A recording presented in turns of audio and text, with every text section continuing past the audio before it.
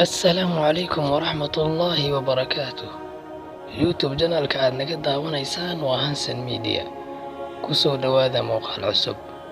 Maanta waxaan idin wadaa 10 xigmadood oo aad idin anfici doona.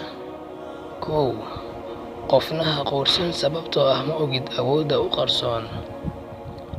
2. Wax walba oo dhalaalaya ha raacin sababtoo ah dabkuba wuu dhalaalaa. 3. Caqabad walba oo kugu timaada waxay kuu tilmaamaysaa wadadii aad ku guuleysan lahayd.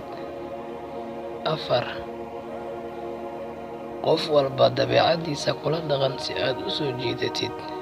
5. Dhoola cadayntu waa jawaabta ugu fiican ee aad cadowgaaga siin kartid. 6. Fikradaada beddel si aad dunida u beddesho. 7.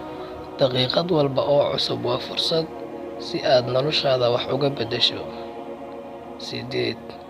Qof kasta guul wuu rabaa balse waxaa guuleysta qofka wax walba oo dhan ilooba oo daneeya guushiisa oo kaliya. 9.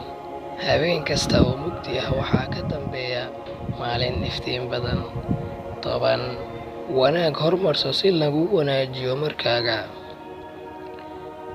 Fadlan haddii aad ku cusub tahay janalka waxaan kaa codsanayaa in aad subscribe inoo saarto, like-tana ha iloobin, share and comment-gana raaci. Mahadsanid.